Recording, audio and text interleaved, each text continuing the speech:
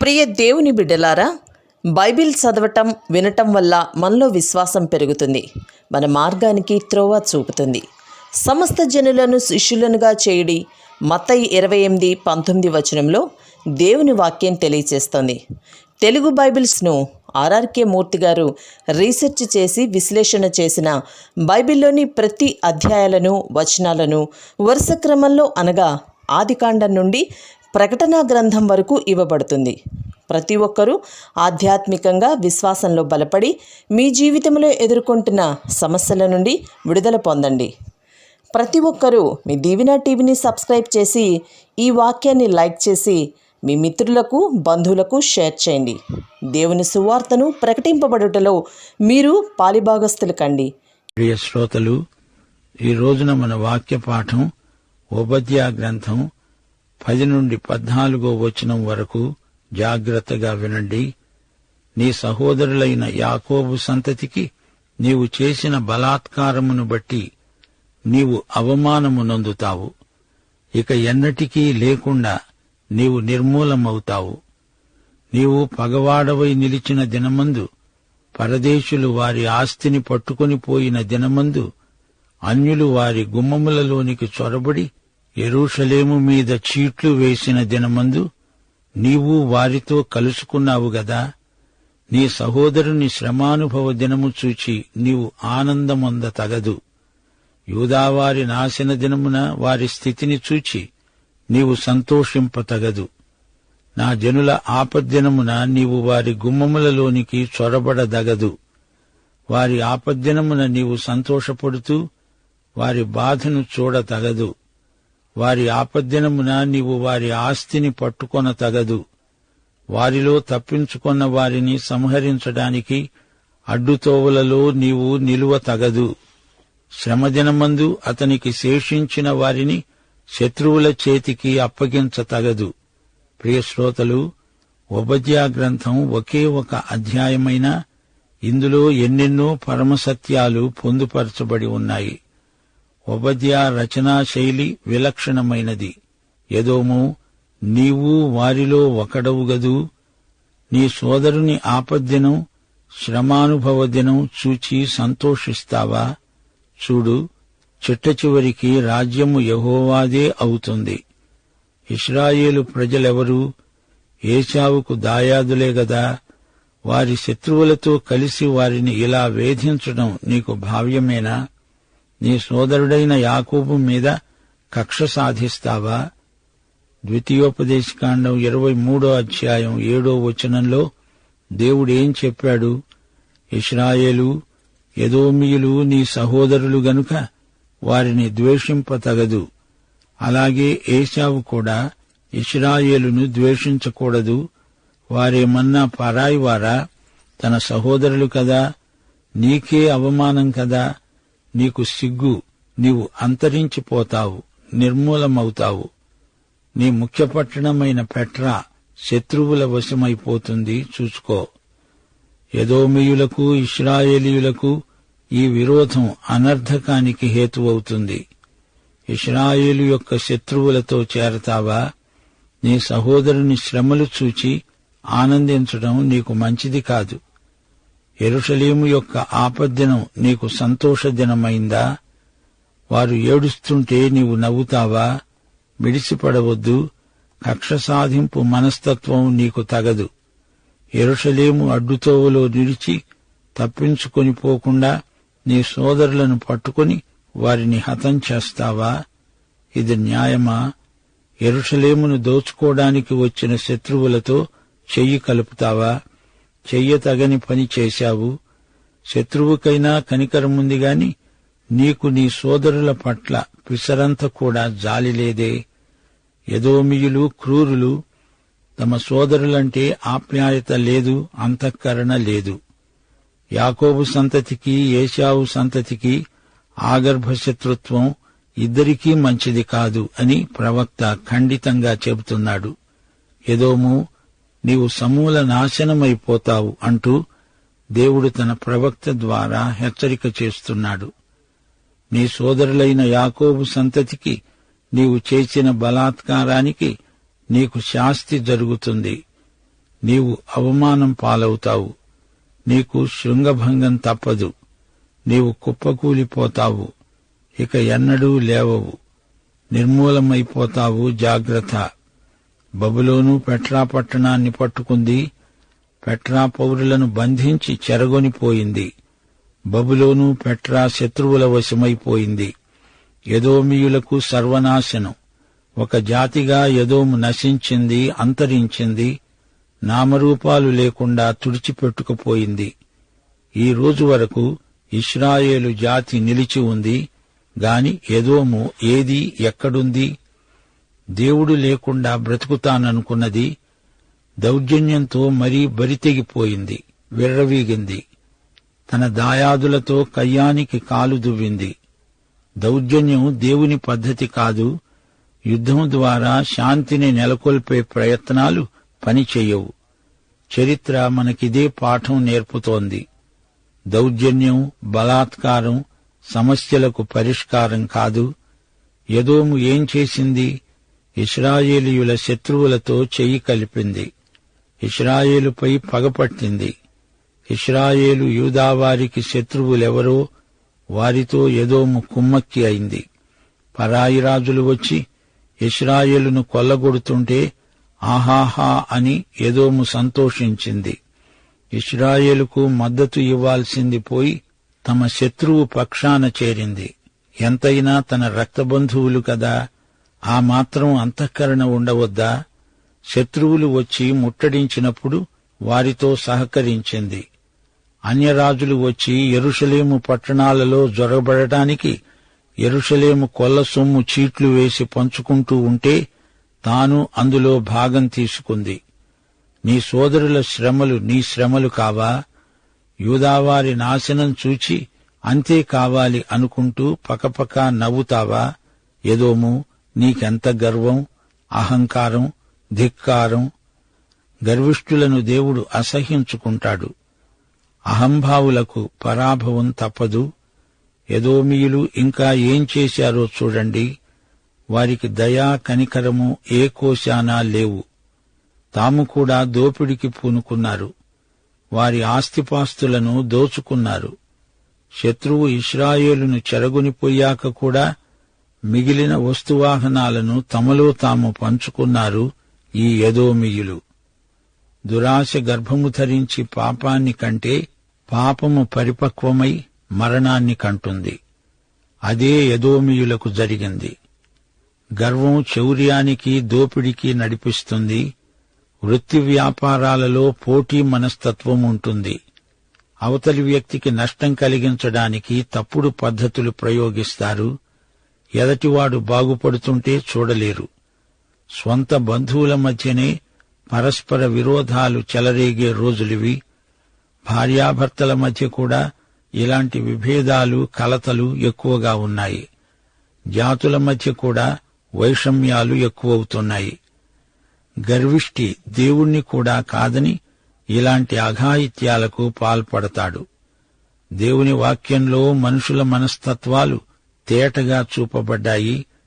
మానవ హృదయ సమస్యను బట్టబయలు చేసే గ్రంథం బైబిలు. ఓబద్యా గ్రంథంలో గర్వాన్ని గురించిన మనస్తత్వ శాస్త్రం ఎంతో తేటగా మాట్లాడుతోంది. నిర్దేవ జీవితాల నికృష్టమైన విధానాలను ఈ గ్రంథం ఎండగడుతోంది. ఎదోము చూడండి ఎంత పని చేసిందో. శత్రువులు సైతం కొందరిని కనికరించి విడిచిపెట్టారు. అలా తప్పించుకుని పారిపోయే ఇశ్రాయేలీయులను ఎదోమీయులు సంహరించారు. అడ్డత్రోవలలో నిలిచి వారిని చంపారు. కొందరిని పట్టి మళ్లీ శత్రువుల చేతికి అప్పగించారు. ఎంత అమానుషమో! పశువులు నయం. తమ సోదరులకు ద్రోహం తలపెట్టారు. నెబుకద్నెజరు యెరూషలేమును ముట్టడించినప్పుడు అక్కడి ప్రజలు చెల్లాచెదరైపోయారు. కొందరు ఎదోము ప్రాంతాలకు తలదాచుకోవడానికి వెళ్లారు. అడ్డుతోవల్లో నిలిచి వచ్చిన వారిని వచ్చినట్లే హతమార్చారు. దాక్కున్న ఇశ్రాయేలీయుల ఆచూకీ చెప్పి శత్రురాజుకు వారిని పట్టించారు ఎదోమీయులు. సమకాలీన సమాజంలో పెద్ద చేప చిన్న చేపలను మింగేసే సంస్కృతి అమలులో ఉంది. నిర్దేవ జీవిత విధానం అలాగే ఉంటుందని బైబిలు చెబుతోంది. ఆధునిక మానవునికి పేరు ప్రఖ్యాతులు కావాలి, ధనం మీద ఆధారపడిన ఆర్థిక జీవితం. అన్ని రంగాలలో తనదే పై చెయ్యి అయి ఉండాలని తాపత్రయపడుతున్నాడు నేటి మానవుడు. దీనికంతటికీ మూల కారణం ధనాపేక్ష. గర్వమనే దానికి నిర్వచనమిదే. దేవుణ్ణి త్రోసిరాజని రెచ్చిపోవటమే గర్వం.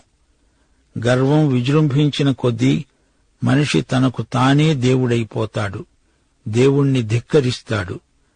గర్వం సైతానీయమైన గుణం.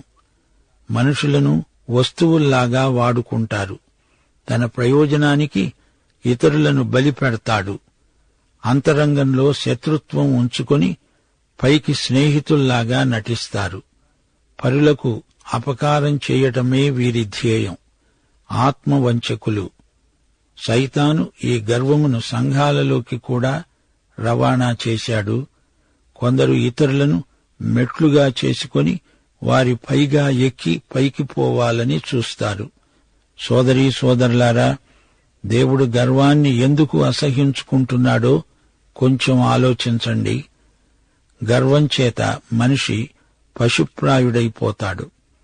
దేవుడు నాకు వద్దు అన్న మానవుడు పశువుల స్థాయికి దిగాడని అర్థం.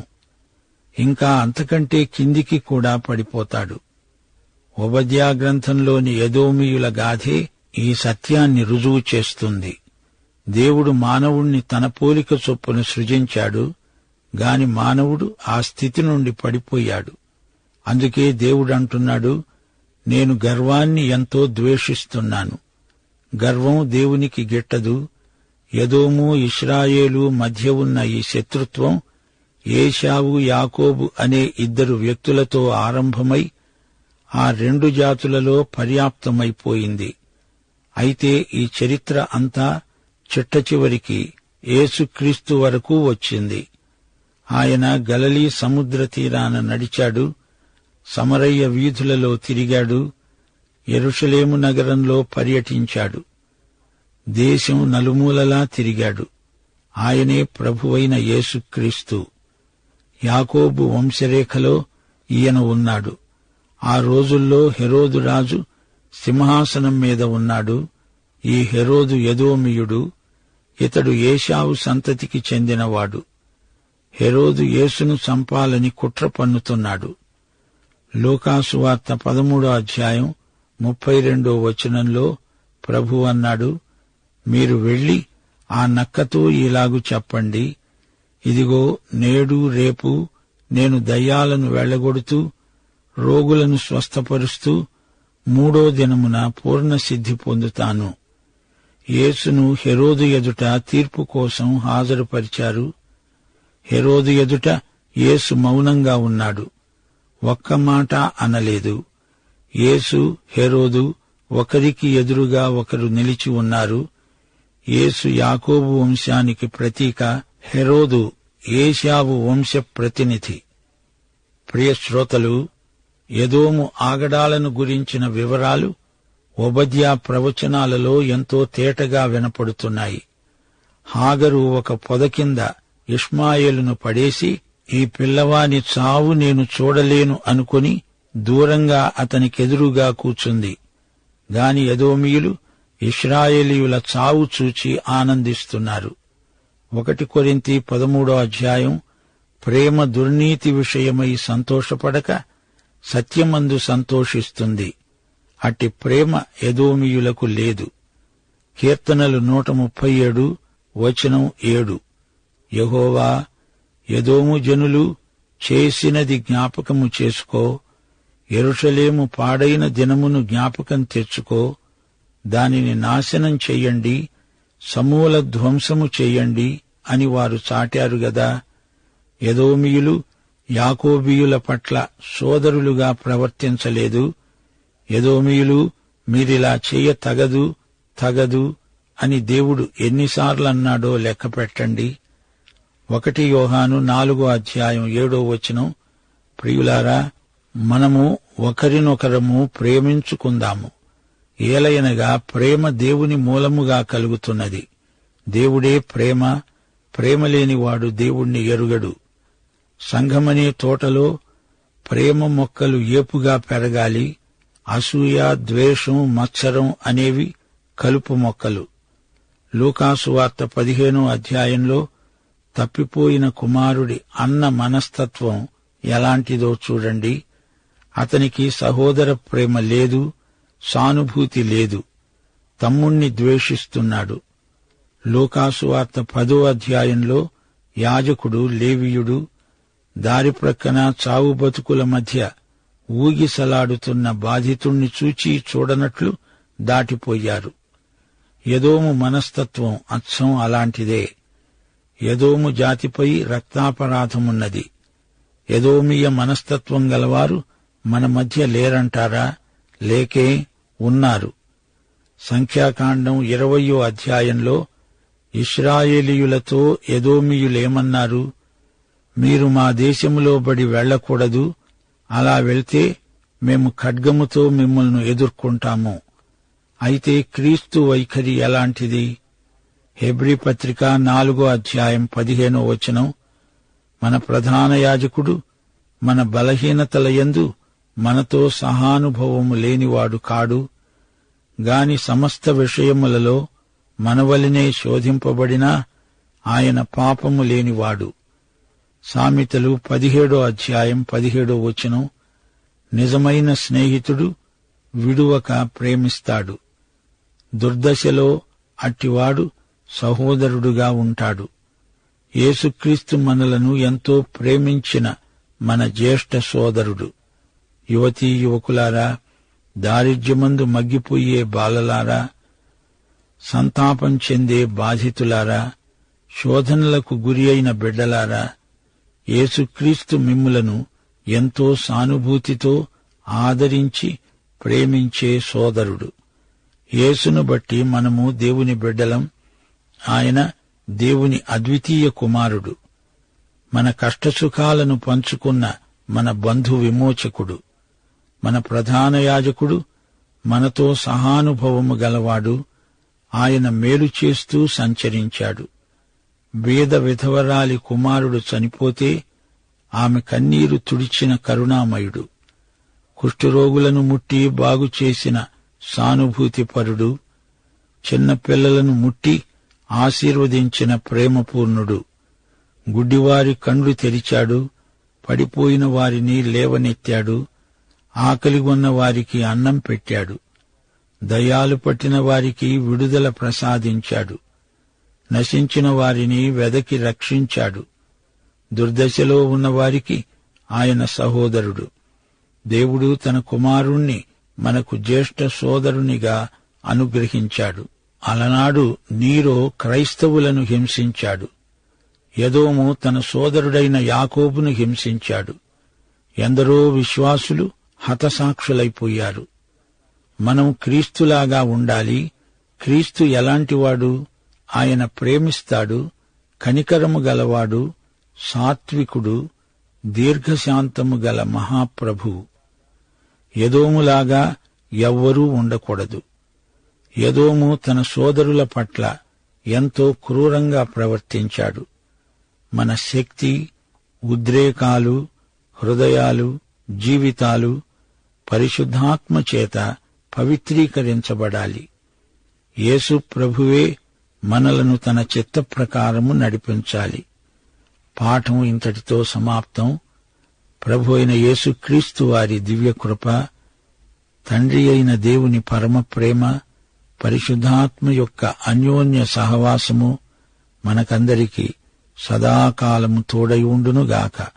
ఆమేన్.